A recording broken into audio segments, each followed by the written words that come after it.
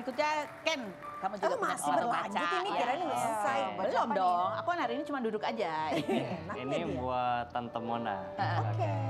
Akhirnya sekarang Tante tinggal di rumah baru yang bertahun-tahun sempat pusing ngurusin renovasinya.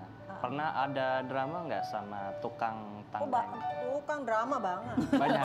Langsung gitu ya. Ada dramanya kayak gimana? Bukan tukang nggak pakai drama tuh mestinya tuh dracin-dracin yang bikin tentang hubungan Tentang antara bikin tukang. rumah ya. Oh, bikin rumah panjang tuh Apa episode-nya. misalnya apa? Ya macam-macam, suamiku sih sebenarnya yang lebih berdrama sama tukang-tukang macam-macam deh, salah persepsi gitu, mau bikin bongkar berapa sudut kali? aja ribet banget deh. Ya, tapi bagus, tapi emang rumah-rumah kamu tuh Oh, pecah pernah lantainya. gara-gara? Padahal lantainya Ketiban. gede begitu ya, yang begini Iya. begitu. Jadi kalau pecah krak, belinya harus yang segede gitu. Iya benar. Udah gitu dia kan dibakar gitu ya. Jadi pembakarannya tuh satu batch itu, batch 1 sama batch 2 sama batch 3 beda warna. Walaupun mirip-mirip. Jadi bener-bener begitu pecah, ini mesti dicari nih waktu itu batch berapa nih. Aduh. Terus masih ada nggak di toko sebelah mana nih yang batchnya sama gitu, ribet kan. Iya, karena Iya. berarti dia tadi kena palu apa-apa gitu. Kayaknya lagi ngetok-ngetok ke atas terus jatuh apa gimana gitu. Oh ya ampun, itu yang bikin lama ya. Jadi Iya, dari ada budget aja deh. dari budget berapa naik jadi budget berapa, Bu? Nah itu renovasi ternyata emang lebih ribet karena kan kita nggak tahu itu kan rumah dibeli tuh udah begitu tuh jadi kita nggak tahu sejarahnya sebenarnya nih ininya di mana tiangnya di mana ininya di bawahnya apa nih isi lantai ini gitu ya pokoknya gitu deh. Oke. Jadi harus diutak-atik. Terima jasa itu juga nggak kontraktor Bapak? Kayaknya betul banget. Iya sih emang dia berbakat sih. Berbakat. sebenarnya. Besok deh suruh buka. Oke, mana berikutnya buat Oh Dela lagi. Ken. Ini ini Dela lagi udah gue buka nih. Dela, kenapa tahun 2018 kepikiran bikin video nyalek dengan tema The Power of Emak-emak? Kok aku diajak Coba sih? kita lihat videonya Terus kamu berikut juga ini. acting di situ. Coba lihat videonya lagi. Oh, jadi Dela nyalek. Menggebu-gebu ya pengen jadi anggota dewan. Terus bikin video itu mewakili mama gitu. Ember. Jadi kalau itu kebetulan aku tuh lagi terlibat suatu sinetron. Judulnya The Power of Mama. Udah gitu kan memang aku nih kan mewakilin suara, maksudnya caleg mewakili Suara untuk- ibu-ibu. Iya, suara ibu-ibu. Terus kata yang petinggi-petinggi sebenarnya, kamu pakai sinetron kamu aja, emak-emak gitu. Jadi kamu bisa jumpa fans sekaligus kamu turun ke lapangan sambil memperkenalkan diri sebagai caleg. Jadi nggak susah. Bener juga ya, jadi gue kesana kayak jumpa fans aja gitu nggak? Visi-misinya ntar dulu tuh. Jadi kamu kalau ketika lihat lagi video itu apa yang Halo. Tapi mau nyalek lagi nggak Del? Enggak kapok deh. Karena Habis duit nggak? Iya juga. Ya untungnya ada sponsor ya. Ya capeknya karena gini loh. Kayaknya ya sistem pemilu itu kan nggak sebersih yang kita pikirkan, itu udah bukan rahasia umum lagi. banyak intrik-intriknya ya Bu Intrik-intriknya. ya. Ibu gak kuat Kayaknya ya Bu? kita harus banyak belajar dari pecinta dracin dan Iya, drakor ya. bener. Jadi kita harus belajar intrik-intrik kerajaan politik ya. kerajaan ya. Iya, bener. Kayaknya bisa dipakai tuh ilmu itu buat Betul. Oke, Pemilihan Ibu sekarang pandangan. silakan baca Bu. Pertanyaan pilih yang buat Ken. Buat Ken. Boleh pilih juga. Itu buat siapa? bukan, ini Mbak Mona. Ken,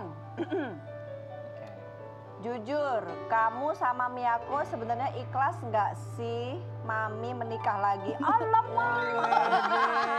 Anaknya juga ketawa segini. Udah pastinya ikhlas. Ikhlas. Tapi kamu lihat Mami setelah menikah lagi gimana? Ya ada perubahannya semenjak nikah. Aku ngeliatnya Mami lebih happy juga, ada Masya sisinya. Sebelumnya emang judes ya. No comment. Oke Ken, silakan buka pertanyaannya. Oke, Mami ya. Mami bilang jadi antagonis itu enak karena bisa nyebelin, dapat duit dan nggak dosa. Pernah nggak momen kayak Mami kena migrain gitu dan rahangnya sakit gara-gara peran antagonis?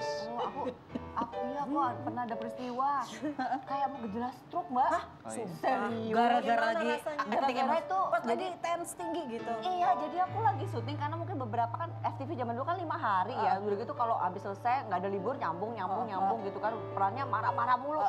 Aku kan kalau marah-marah udah bener-bener marah-marah aja, kok pelampiasan hidup gitu loh. Jadi suatu hari tuh dapat kena tuh tiba-tiba langsung kesemutan separuh aku. Ih, serem amat. Sumpah.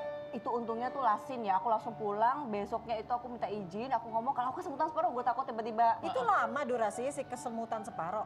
Iya, jadi bener-bener yang seharian, yang jadi bener-bener yang zzz, gitu. Itu serem banget sih. Kamu lagi ada masalah apa waktu itu? Kayaknya nahan emosi ya, nahan emosi terus meledaknya terlalu over ya. Ini lagi ada masalah yang mana? Banyak ya. Kamu kan mana? Kamu kan juga main sinetron juga. Pernah kayak gitu juga nggak? Kalau kayak lemes, kayak capek banget kan biasanya kalau kayak gitu udah nggak bisa dikontrol ya. Misalnya apalagi lawan mainnya oke banget gitu ya, nyambernya kita tuh jadi kayak kesamber energinya dia juga kan. Jadi kadang nggak bisa dikontrol. Jadi begitu cut tuh biasanya baru kerasa kalau lemes banget, capek tuh sering. Iya bener. Terus waktu itu pernah aku tuh malah peran antagonis emang lebih enak sih. Lebih capek kalau protagonis dan nangis-nangis. Waktu itu pernah bawa oksigen segala kalau kasih syuting. Karena ada masanya dulu tuh penonton tuh sukanya setiap berapa sih nangis, setiap berapa sih nangis. Jadi sini nangis semua. Nah itu ada tuh masanya kayak Kan gitu. dengerin itu langsung nih, kayaknya Capek enggak. banget ya. Marah-marah, semutan, Protagonis nangis. Nangis Sesak napas. Ingat. Kenapa? Oh ya, berikutnya. Silakan. Mona lagi ya? Siapa lagi aku? Mona. Aku dong. Ada nih buat Mbak Mona nih. Oh, ada buat Mbak Mona ya kayak. Iya. Oke, Mbak Mona, sebelum ada Numa, Mbak dan Mas Indra punya rencana apa untuk menghabiskan masa tua berdua? Soalnya tiba-tiba planning berubah karena di usia sekarang. Tambah 2 lagi. Kita tuh gak pernah punya planning masa tua. Kayak misalnya kalau waktu Angie ya, kan suka cerita-cerita nih kita cewek-cewek. Angie tuh, gue pengen tinggal di Jogja, si ini pengen tinggal. Aku tuh nggak punya. Indra tuh suka city, jadi seneng di Jakarta aja. Terus kita mau hidup kayak begini aja, ngasuh anak, kalau ada kerjaan ya kerja. Kan Pantas dikasih bayi lagi soalnya sebenarnya Iya nggak sih ya. anak Jadi nggak pengen, emang nggak pernah punya plan pengen pensiun tuh kayaknya berduaan nggak punya. aja. Dan sekarang nggak kepikiran nih. Enggak, malah Waktu cepat berlalu loh. iya bener. Numa udah makin gede. Cuma kan pekerjaannya bisa diatur nih, misalnya kayak kemarin udah kerja banget nih ya, udah deh libur dulu gitu kan bisa kita. Karena kan misalnya aku lagi stripping nih sekarang syuting tiap hari, begitu stripping selesai kan bisa di rumah dulu deh, apa mau terima kerjaan lagi itu kan sebenarnya bisa diatur. Jadi betul-betul belum kebayang kamu akan Belum. Aku malah ada masa ketemu di mana? sama Tante Yati Octavia dan suaminya, udah Om Pangki yang sampai sekarang masih kerja pengen kayak begitu. sampai Oh, tua. pengen kerja terus sampai tua. Ya pengen produktif terus. sampai Kalau tua. Dela, ibu katanya udah nggak boleh kerja lagi ya, selain berikutnya di mana-mana, tetap di rumah. Beda ya.